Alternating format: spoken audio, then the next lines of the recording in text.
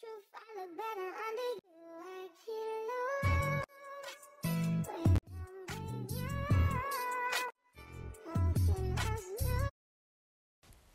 ngayon ang episode na ito sa YouTube at sa Facebook ng CBML na talaga namang pinagkaguluhan ng netizen.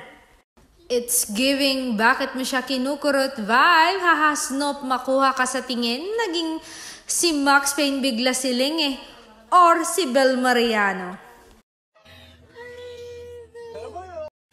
Ito nga ang mga ilang komento ng netizen. Komento nga ni Salazar, parang di siling tuwa.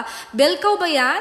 Ayon naman kay Trisha May, umaangat yung katawan ko kapag pinapanood ko to.